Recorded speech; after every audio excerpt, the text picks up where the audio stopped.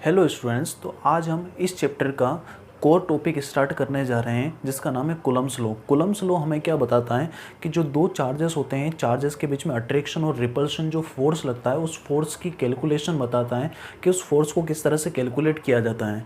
ये एक one of the fundamental forces में आता है कूलम्ब्स लॉ, जिसे इलेक्ट्रोस्टैटिक फोर्स भी कहते हैं। इसका मतलब दो चार्जों के बीच में जो फोर्स लगता है उस फोर्स को भी हम क्या बोलते हैं, कूलम्ब्स लॉ, या फिर इसे इलेक्ट्रोस्टैटिक फोर्स भी कहते हैं। तो हुआ क्या स्टूडेंट्स, जो चार्ल्स ऑगस्टिन डी कूलम्ब थे उन्होंने एक्सपेरिमेंट किए और एक्सपेरिमेंट से जो एनालिसिस निकाला, निष्कर्ष निकाला, तो उन्होंने ये पाया कि जो दो चार्जेस होते हैं उनके बीच में जो फोर्स लगता है वो फोर्स किस चीज़ के ऊपर डिपेंड करता है, और उन्होंने एक फॉर्मूला डिराइव करा। तो आइए इसको देखते हैं किस तरह से। कूलम्ब्स लॉ पढ़ने से पहले एक छोटा सा डेफिनेशन पढ़ते हैं स्टूडेंट्स, जिसे कहा जाता है पॉइंट चार्ज। क्या कहा जाता है? Point charge. So what is point charge? नाम से क्लियर है, जो पॉइंट के जैसा हो उसको अपन क्या बोलते हैं? Point charge. इसका मतलब ये है, यहाँ से देखें इस तरह से, जैसे दो स्फेयर हैं, दोनों स्फेयर के ऊपर कुछ चार्ज दिया गया क्यू। ओके, अगर दोनों स्फेयर के बीच का जो डिस्टेंस है वो डिस्टेंस इन दोनों के साइज से ज़्यादा हो, या फिर इन दोनों ऑब्जेक्ट का जो साइज़ है वो इस डिस्टेंस से बहुत छोटा हो, तब हम दोनों ऑब्जेक्ट को क्या कंसिडर कर लेते हैं? पॉइंट चार्ज मानते हैं।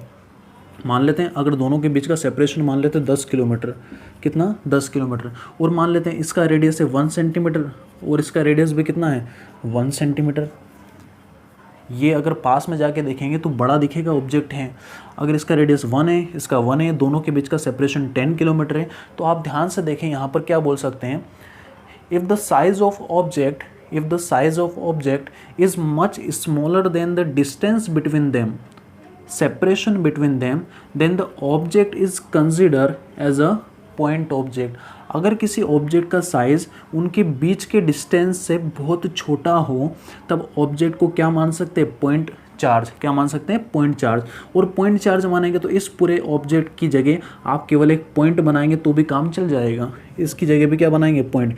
इसके ऊपर चार्ज कितना था? क्यू, तो इस पॉइंट के ऊपर चार्ज कितना मान लिया जाएगा? क्यू। इसके ऊपर भी कितना मान लिया जाएगा? क्यू। और वही सेपरेशन अभी भी रहेगा।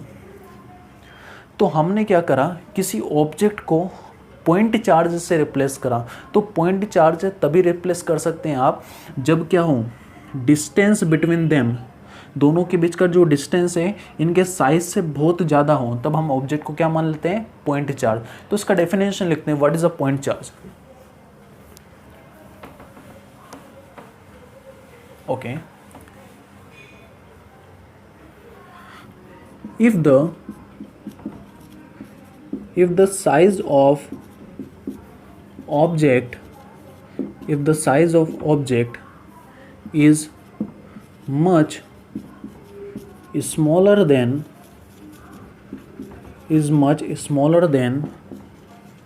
the separation between them, then the charge considered as a point charge, तब उस चार्ज को क्या कंसिडर कर लेते हैं हम? पॉइंट चार्ज कंसिडर कर लेते हैं। If the size of object, या साइज ऑफ चार्ज ऑब्जेक्ट है ना, if the size of object is much smaller than the separation between them, अगर किसी ऑब्जेक्ट के ऊपर जो चार्ज है वो चार्ज दोनों ऑब्जेक्ट के बीच का जो सेपरेशन है उस सेपरेशन से बहुत ज़्यादा छोटा है, ऑब्जेक्ट का साइज बहुत छोटा है, तब ऑब्जेक्ट को हम क्या मानते हैं? पॉइंट चार्ज या पॉइंट ऑब्जेक्ट मान लिया जाता है। तो आइए इस डेफिनेशन के थ्रू अपन कूलम्ब्स लॉ को आगे बढ़ाते हैं। देखिए कूलम्ब्स लॉ, कूलम्ब साइंटिस्ट ने क्या किया स्टूडेंट्स, यहाँ पर दो चार्ज लिए उन्होंने, एक चार्ज Q1 और दूसरा चार्ज कौन सा चार्ज है? Q2। दोनों के बीच का जो सेपरेशन है वो सेपरेशन कितना है? मान लेते हैं सेपरेशन है R। कितना सेपरेशन है? R। और दोनों कौन से चार्ज हैं? पॉइंट चार्ज हैं। तो उन्होंने ये निष्कर्ष निकाला कि दोनों जो चार्ज हैं वो दोनों चार्ज अगर लाइक होंगे तो एक दूसरे को रिपेल करेंगे, धक्का मारेंगे। अगर अनलाइक होंगे तो एक दूसरे को क्या करेंगे? अट्रैक्ट करेंगे। अगर ये पॉजिटिव होगा या नेगेटिव होगा तो दोनों एक दूसरे के पास आने का ट्राई करेंगे। अगर दोनों पॉजिटिव होंगे तो एक दूसरे से दूर जाने का ट्राई करेंगे। तो दो चार्ज कंसिडर करें Q1 एंड Q2, दोनों के बीच का सेपरेशन आ रहे हैं, तो उन्होंने ये पता लगाया कि दोनों ऑब्जेक्ट के बीच में, दोनों चार्ज के बीच में, कौन से चार्ज है, पॉइंट चार्ज के बीच में जो इलेक्ट्रोस्टैटिक फोर्स लगता है is directly proportional to the product of the magnitude of both the charge. इसका मतलब है electrostatic force between this two point charges is directly proportional to the product, दोनों का क्या कर रहे हैं हम, product of the magnitude of both the charges, मतलब दोनों चार्ज को क्या करना है आपको, प्रोडक्ट करना है, मल्टीप्लाई करना है, और उसका क्या लेना है, मैग्नीट्यूड। इसका मतलब माइनस चार्ज भी हो तो भी हमें उसे प्लस की तरह कंसिडर करना है, केवल उनका मैग्नीट्यूड लेना है। जैसे यहाँ पर +10 कूलम -10 कूलम, तो क्या करेंगे, केवल 10 और 10 लेंगे, ये प्लस और माइनस नहीं लेंगे, केवल मैग्नीट्यूड लेना है, ये मैग्नीट्यूड। ओके, तो फर्स्ट लाइन याद रखिए, electrostatic force between two charges is directly proportional to the product of the magnitude of both the charges. पहला तो ये निष्कर्ष निकाला उन्होंने कि जितना ज़्यादा चार्ज होगा उतना ज़्यादा दोनों ऑब्जेक्ट एक दूसरे के ऊपर फोर्स लगाएंगे, जितना ज़्यादा चार्ज होगा उतना ज़्यादा दोनों ऑब्जेक्ट के बीच में क्या लगेगा, फोर्स। दूसरी चीज़ उन्होंने ये निकाली, electrostatic force is inversely proportional to the square of the distance between them.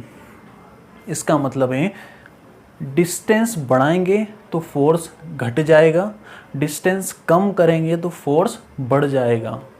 तो इसको क्या कहा गया, electrostatic force is inversely proportional to the square of the distance between them. दोनों के बीच का जो सेपरेशन है उस सेपरेशन के इनवर्स प्रोपोर्शन में होता है। अगर आप दोनों चार्जेस को पास में ले आएंगे तो फोर्स बढ़ जाएगा, और दोनों चार्जेस को दूर ले जाएंगे तो फोर्स क्या हो जाएगा, घट जाएगा। तो ये दोनों रिलेशन निकाले कूलम ने, इन दोनों रिलेशन को कंबाइन करते हैं, combine this two relation, combine this two relation, तो क्या होगा, F is directly proportional to Q1 Q2 and inversely proportional to square of the distance between them. जैसे ही दोनों को कंबाइन किया जाएगा, Q1 Q2 न्यूमरेटर में आएगा, R² डिनोमिनेटर में आएगा। अब प्रोपोर्शनलिटी का साइन हटाएंगे तो लगेगा F is equal to, proportion हटेगा इक्वल लगेगा, और एक कांस्टेंट आता है, हमेशा ध्यान रखिएगा स्टूडेंट, जब भी प्रोपोर्शन हटाते हैं तो कांस्टेंट आता है, उस कांस्टेंट को मान लेते हैं K है। कांस्टेंट कितना है, K Q1 Q2 bye R²।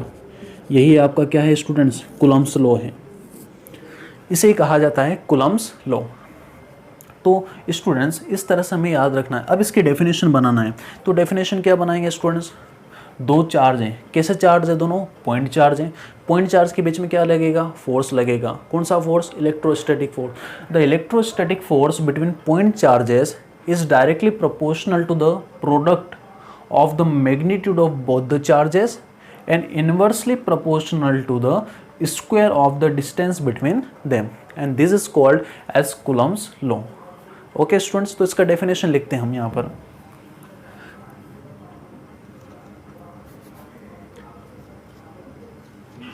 Coulomb's law states,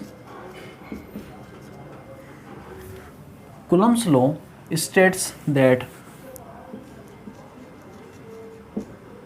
the force between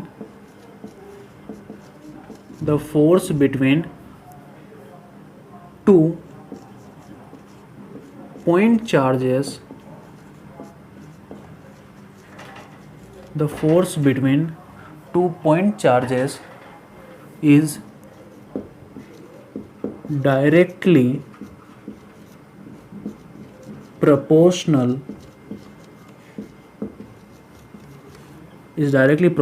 to the product of magnitude of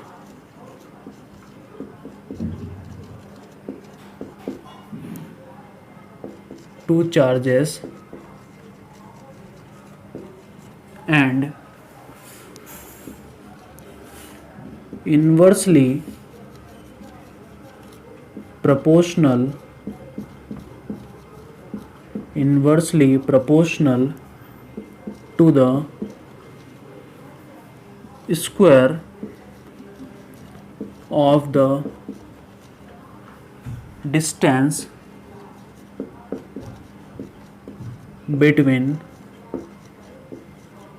them, square of the distance between them, and this is called Coulomb's law. तो coulombs law का ये statement students, ये statement दोनों relation से निकलता है। दोनों relation को जब कंबाइन किया जाता है तो यहाँ पे प्रोपोर्शनैलिटी साइन आता है। When we remove this proportionality sign then one constant is comes out, this constant is known as Coulomb's constant. इस कांस्टेंट को क्या बोलते हैं स्टूडेंट्स? Coulombs constant. तो यहाँ पर लिख लेते हैं इसके आगे, इसको दीजिएगा आप इक्वेशन फर्स्ट, और इस इक्वेशन को स्टूडेंट्स याद रखने का ट्राई कीजिएगा। ये एक गोल्डन इक्वेशन है स्टूडेंट्स, जो बहुत ज़्यादा काम आने वाला है हमें।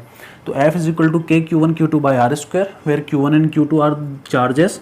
इसका डायग्राम भी बना लीजिएगा। ये Q1 Q2 separation between R, okay, where K is a constant, जहाँ पर K क्या है स्टूडेंट्स? कांस्टेंट है। अच्छा, K की वैल्यू किसके ऊपर डिपेंड करती है? The value of K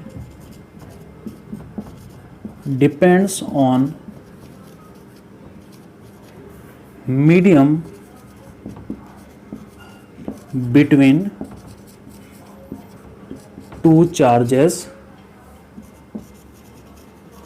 medium between two charges and system of units and system of units। देखिए स्टूडेंट्स, ये जो कांस्टेंट है, ये कांस्टेंट ग्रेविटेशनल कांस्टेंट की तरह नहीं है। ग्रेविटेशनल कांस्टेंट में जब लिखते थे, देखिए उसका भी फॉर्मूला इसी तरह से आता था, F is equal to capital G m1 m2 by r square. ये कौन सा फॉर्मूला है? न्यूटन्स लॉ ऑफ ग्रेविटेशन में न्यूटन ने दिया था कि दो मास के बीच में अट्रैक्टिव फोर्स इतना लगता है, जहाँ पर G की वैल्यू फिक्स होती थी। मगर यहाँ पर जो K है, इस K की वैल्यू किसके ऊपर डिपेंड करेगी? Value of K depends on medium between two charges. मतलब इसका मतलब है दोनों चार्ज के बीच में क्या मीडियम है? आपने दोनों चार्ज को हवा में रखा है, दोनों चार्ज को पानी में रखा है, दोनों चार्ज को किसी ग्लास में रखा है, ये डिपेंड करेगा। तो K की वैल्यू चेंज होगी। तो K की वैल्यू डिपेंड करती है मीडियम बिटवीन टू चार्जेस। दूसरा लिखा सिस्टम ऑफ यूनिट्स। हमने 4 सिस्टम ऑफ यूनिट्स पढ़ा था स्टूडेंट्स। SI यूनिट होता है, CGS यूनिट होता है। तो जो जिस यूनिट का यूज़ करेंगे उस यूनिट के ऊपर भी डिपेंड करती है। तो आपको याद रखना है K की वैल्यू किस किस पर डिपेंड करती है? Medium between two charges and system of units. Okay students, तो ये है हमारा कुलम्स लॉ। इसके बाद में देखते हैं स्टूडेंट्स K की value, the value of K in SI system. हमें पता है हम केवल कौन से सिस्टम में वर्क करते हैं? SI सिस्टम में। जिस SI सिस्टम में लेंथ की यूनिट होती है मीटर, मास की यूनिट होती है किलोग्राम, और टाइम की यूनिट होती है सेकंड। हमेशा SI सिस्टम के अंदर वर्क किए जाते हैं। और जितने भी न्यूमेरिकल आप सोल्व करेंगे, most of the time the data given in the SI unit, हमेशा SI यूनिट में दिया होगा। तो SI सिस्टम के अंदर K की वैल्यू कितनी होती है? और यहाँ पे लिखेंगे इन दोनों चार्ज के बीच में मीडियम क्या होगा? इन एयर, या तो एयर होगी और वैक्यूम, या क्या होगा? वैक्यूम होगा। वैक्यूम का मतलब है ना तो एयर हो, कुछ भी नहीं हो तो वैक्यूम होगा। या तो एयर होगी या फिर वैक्यूम होगा। या फिर इसी चीज़ को कहा जाता है फ्री स्पेस। क्या कहा जाता है स्टूडेंट्स? Free space. तो हम लिखते हैं इन SI सिस्टम, SI सिस्टम के अंदर कौन सा? एयर और वैक्यूम। या फिर कभी कभी क्या लिखा जाता है फ्री स्पेस में? K की जो वैल्यू होती है स्टूडेंट्स, K की वैल्यू होती है 1/4 पाई एप्सिलॉन 0। याद रखिए स्टूडेंट्स, K की वैल्यू कितनी होती है? 1/4 पाई एप्सिलॉन 0। किस में? SI सिस्टम में, इन एयर और वैक्यूम में, या फिर इसको कहा जाता है फ्री स्पेस में। अब आप बोलेंगे यहाँ पर ठीक है 4 तो हमें पता है, पाई पता है 3.14, एप्सिलॉन 0 क्या है ये? तो स्टूडेंट्स एप्सिलॉन 0 को हम आगे भी पढ़ने वाले हैं, बट अभी देखते हैं एप्सिलॉन 0 क्या है। एप्सिलॉन 0 एक कांस्टेंट है। एप्सिलॉन 0 क्या है? कांस्टेंट। ये वैसा कांस्टेंट है जिसकी वैल्यू कभी नहीं बदलती। तो एप्सिलॉन 0 का एक स्पेशल नाम दिया गया, इसको कहते हैं परमिटिविटी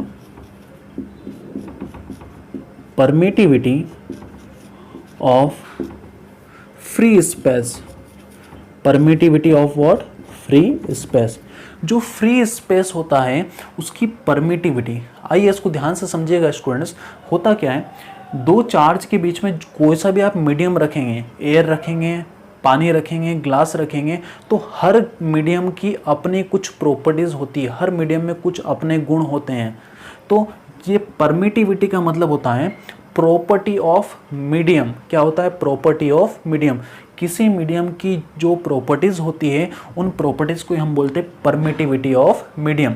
मगर यहाँ पर मीडियम क्या है? आपका फ्री स्पेस है। फ्री स्पेस मतलब या तो एयर होगा, वैक्यूम होगा, या फिर आप बोल सकते हैं फ्री स्पेस होगा।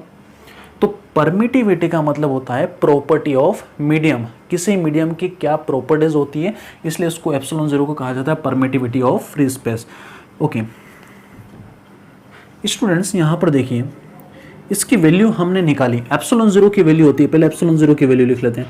एप्सिलॉन जीरो की वैल्यू होती है 8.85 into 10⁻⁻12। 8.85 into 10⁻⁻12। Okay students, 8.85 into 10⁻⁻12 होता है इसकी एप्सिलॉन जीरो की वैल्यू। अब जब एप्सिलॉन जीरो की वैल्यू यहाँ पर रखोगे, 4 को रखोगे, पाई की वैल्यू 3.14 रखोगे और पूरा इसे सोल्व किया जाएगा तो के की वैल्यू हमारे पास निकल जाएगी। तो के की वैल्यू कितनी निकलेगी स्टूडेंट्स? के की वैल्यू निकलेगी 9 इंटू 10⁻9। याद रखिए स्टूडेंट्स, दो तीन चीज़ें आपको याद रखना है। के की वैल्यू एसआई में 1/4 पाई एप्सिलॉन जीरो, बट जब हम न्यूमेरिकल सोल्व करेंगे तो 1/4 पाई एप्सिलॉन जीरो की जगह कितना रखना पड़ेगा? 9 इंटू 10⁻9। अच्छा, एप्सिलॉन जीरो क्या है यहाँ पर? एप्सिलॉन जीरो को परमिटिविटी कहते हैं। परमिटिविटी क्या होता है? किसी मीडियम की प्रॉपर्टी होती है। लिख लीजिएगा आप, what is permittivity? Permittivity is a property of medium. Her medium की अलग अलग परमिटिविटी होती है। एप्सिलॉन जीरो वैल्यू याद रखना है आपको, 8.85 इंटू 10⁻⁻12। ओके, अच्छा, हमने के की वैल्यू लिख ली कि 9 इंटू 10⁻9 होता है, बट के की यूनिट भी तो निकालना पड़ेगी। अब देखिए इक्वेशन फर्स्ट पे आइए, इक्वेशन फर्स्ट की हेल्प से हम यूनिट्स निकालते हैं। तो स्टूडेंट्स देखिए यहाँ पर यूनिट्स निकालते हैं इक्वेशन फर्स्ट की हेल्प से। तो इक्वेशन फर्स्ट की हेल्प से के की यूनिट निकालिए। आपको क्या क्या पता है? फोर्स की यूनिट क्या होती है एसआई में? न्यूटन। डिस्टेंस की यूनिट क्या होती है? मीटर। चार्ज की यूनिट क्या होती है? कूलाम। तो coulomb into coulomb, coulomb square. Distance की यूनिट है मीटर, तो मीटर स्क्वायर। एफ की यूनिट है न्यूटन, तो के की वैल्यू निकल जाएगी। तो के की यूनिट क्या निकलेगी यहाँ से? देखिए यहाँ पर, इसको साइड में करिएगा। के की यूनिट, के का फॉर्मूला बना लीजिए, के को छोड़कर बाकी सब उधर ले जाइए। फोर्स आर स्क्वायर मल्टीप्लाई में डिवाइडेड बाय Q1 Q2 कहाँ जाएगा? डिवाइड में Q1 Q2। यूनिट निकालिए। फोर्स की यूनिट कितनी होती है? न्यूटन, कैपिटल एन से लिखा जाता है। मीटर, डिस्टेंस की यूनिट मीटर, मगर मीटर आर का स्क्वायर है तो इसलिए यहाँ पे क्या लगेगा? Metre square. चार्ज की unit coulomb, coulomb into coulomb, coulomb square.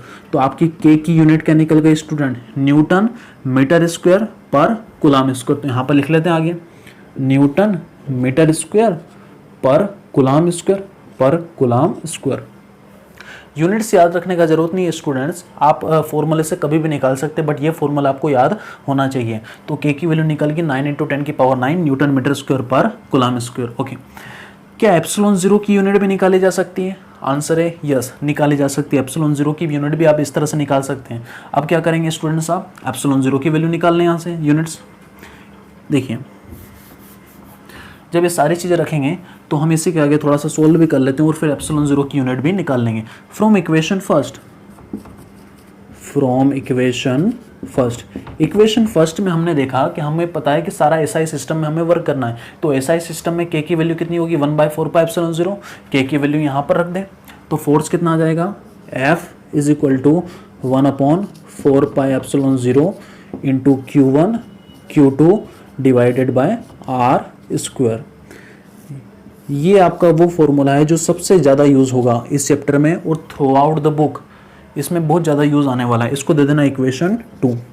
अब अगर आपको एप्सिलॉन जीरो की यूनिट निकालना है, निकाल सकते हैं। अच्छा, 4 पाई की यूनिट कितनी होती है? डायमेंशनलेस है, 4 का कोई यूनिट नहीं होता, पाई का यूनिट नहीं होता, तो एप्सिलॉन जीरो की यूनिट ओरल निकालते हैं। अच्छा, फोर्स का यूनिट न्यूटन, आर स्क्वायर ऊपर जाएगा, या फिर एप्सिलॉन जीरो को उधर ले जाएं तो सारी यूनिट्स निकाल सकते हैं। देखिए स्टूडेंट्स, एप्सिलॉन जीरो को इधर ले आते हैं, यहाँ पर ऊपर कितना चल रहा है Q1 Q2, okay Q1 Q2 divided bye 4 पाई का कोई यूनिट होता है, नहीं होता, 4 पाई को भूल जाओ।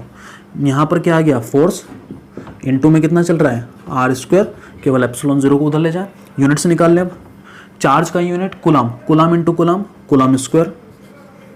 फोर्स का यूनिट मीटर, फोर्स का यूनिट न्यूटन पर न्यूटन। डिस्टेंस का यूनिट मीटर, मीटर का स्क्वायर, तो हो जाएगा स्टूडेंट्स कुलाम स्क्वायर पर न्यूटन मीटर स्क्वायर। तो यह एप्सिलॉन जीरो का यूनिट कुलाम स्क्वायर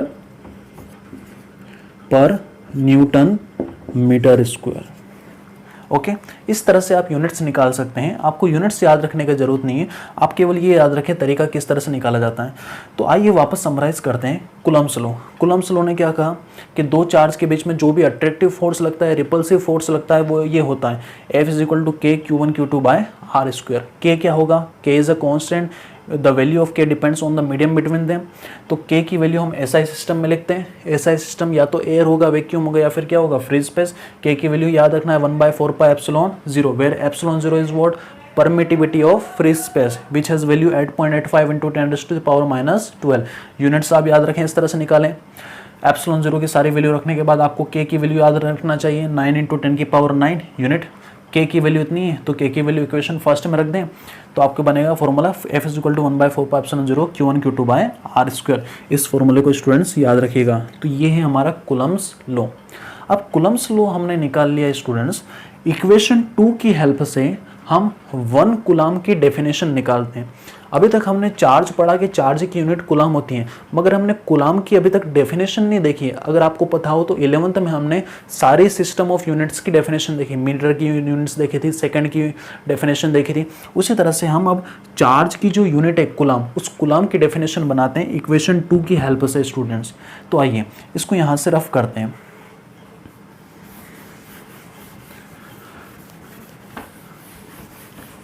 स्टूडेंट्स देखिए यहाँ पर इक्वेशन सेकंड क्या है, फ्रॉम इक्वेशन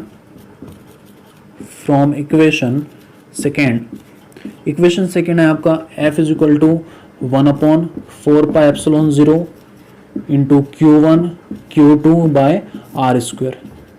अच्छा, 1/4 पाई एप्सिलॉन जीरो की वैल्यू कितनी होती है, कैलकुलेट की हमने वैल्यू 1/4 पाई एप्सिलॉन जीरो की वैल्यू कितनी होती है 9 × 10⁻9 रख दें यहाँ पर।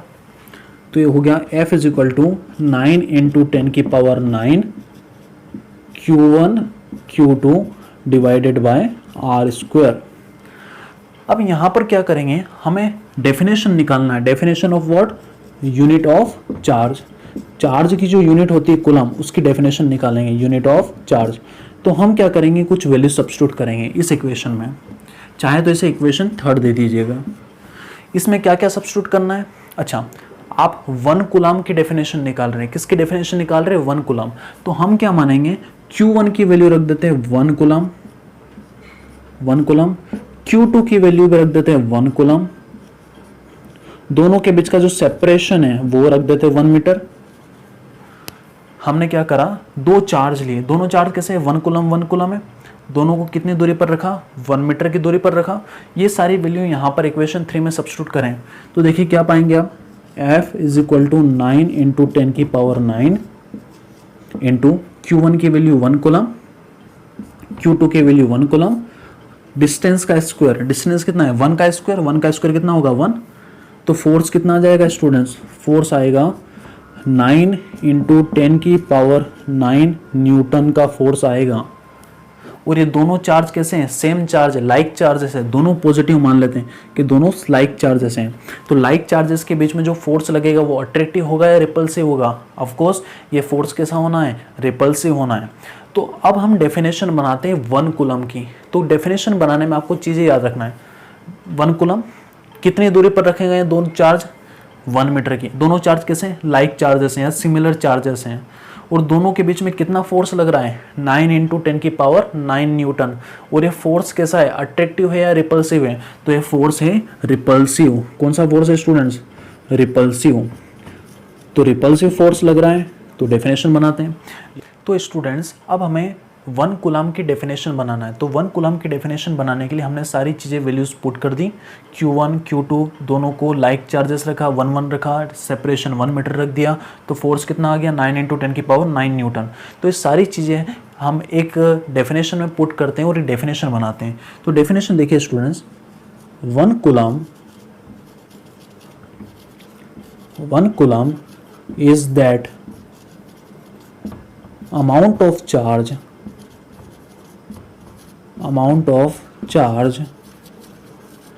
1 कूलम क्या है स्टूडेंट्स, वो अमाउंट ऑफ चार्ज है दैट दोनों के बीच में अट्रैक्शन होगा या रिपल्शन होगा, that repels equal and similar charge,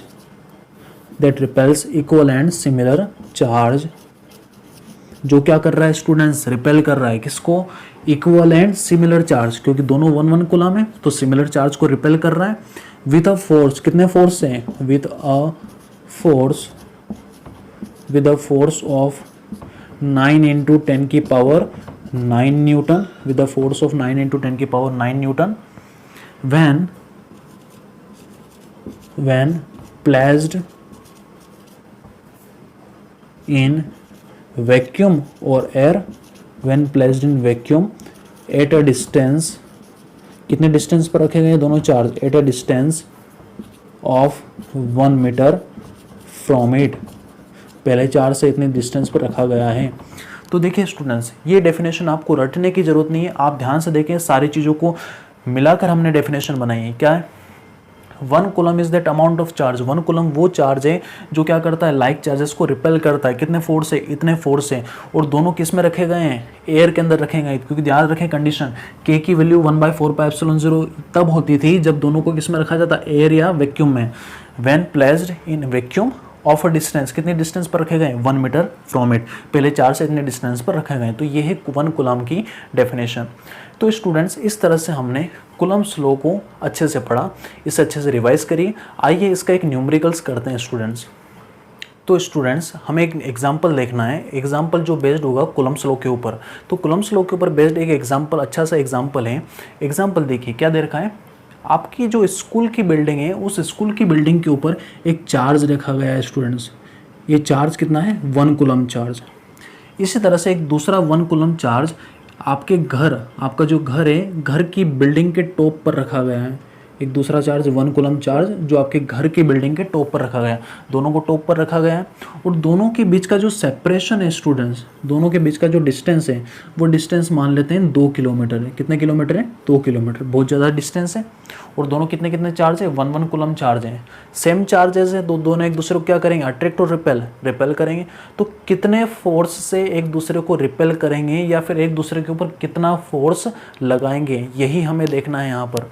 तो देखिए, इसको सोल्व करते हैं, सिंपल सा प्रॉब्लम है। यहाँ पर क्या करेंगे, कूलम्स लॉ यूज़ करेंगे। देखिए यहाँ पर Q1 पहला चार्ज कितना है, 1 कूलम, दूसरा चार्ज Q2 भी कितना है, 1 कूलम, दोनों सेम चार्जेस हैं, लाइक चार्जेस हैं। आर सेपरेशन कितना है, 2 किलोमीटर। आपको पता है स्टूडेंट्स, हम कभी भी किलोमीटर में यूज़ नहीं करते हैं, तो 2 किलोमीटर में कितने हो जाएंगे, 2000 मीटर। 1 किलोमीटर में कितना मीटर होता है, 1 kilometre is equal to 1000 metre. Okay, so 2 kilometre is equal to 2000 metre. अब कूलम्स लॉ लगाते हैं। कूलम्स लॉ क्या है students, F is equal to 1/4πε0 into Q1 Q2/r²। सारी वैल्यू सब्स्टिट्यूट करें। 1/4πε0 की वैल्यू हमें याद है, हमेशा वही वैल्यू रखना है, कितनी, 9 × 10⁹ तो यहाँ पर रखते हैं 9 × 10⁹। पहला चार्ज Q1 कितना है, 1 कूलम, दूसरा चार्ज Q2 कितना है, 1 कूलम, दोनों के बीच का सेपरेशन कितना है, 2000 मीटर, उसका स्क्वायर करना है। अच्छा, 2000 मीटर को हम इस तरह से लिख सकते हैं 2 × 10⁻³ मीटर। जो 3 0 हैं उनको 10⁻³ में ले जाते हैं। अब इसका स्क्वायर करना है तो यहाँ पर लिख देते हैं 2 × 10⁻³ का स्क्वायर। सोल्व करें, देखो स्टूडेंट्स, तो ऊपर चलेगा 9 × 10⁻⁹, अपॉन में चल रहा है 2 का स्क्वायर कितना होगा, 4, और 10⁻³ का स्क्वायर, तो पावर में पावर का मल्टीप्लाई हो जाएगा, तो 10 की पावर कितना हो जाएगा, 6। अब इसे सोल्व करें स्टूडेंट्स, तो सोल्व करने के लिए आपको 10 की पावर को अलग सोल्व करना चाहिए हमेशा। 10 की पावर 6 से 10 की पावर 6 ऊपर जाएगा तो 10 की पावर कितना हो जाएगा -6, तो इधर तो चलेगा 9/4 इंटू 10 की पावर 9 एज इट इज़। 10 की पावर 6 ऊपर गया तो 10 की पावर -6। बेस दोनों का सेम है तो पावर क्या हो जाएगी, ऐड, पावर ऐड होगी 9 प्लस -6, तो 9 - 6, 9 में से 6 गए जाएंगे तो कितना बचेगा स्टूडेंट्स, 3। ओके, 9 में 4 का डिवाइड लगाते हैं स्टूडेंट्स, 4 1 ज़ा 4, 4 2 ज़ा 8, 1 5, 2.15 आई थिंक स्टूडेंट्स। तो ये आंसर आया 2.15 इंटू 10 की पावर 3, और फोर्स निकाल रहे हैं तो फोर्स कितना होगा, न्यूटन। फोर्स कितना होगा, न्यूटन।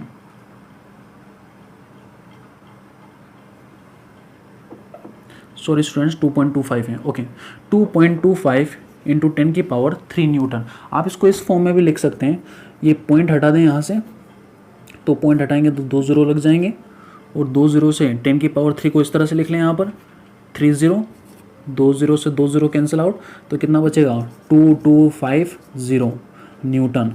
तो इतने न्यूटन का फोर्स लगेगा दोनों चार्जेस के बीच में, और ये फोर्स कैसा होगा, रिपल्सिव होगा। कैसा फोर्स होगा, रिपल्सिव इन नेचर। रिपल्सिव होगा क्योंकि दोनों कैसे हैं, सेम चार्जेस हैं।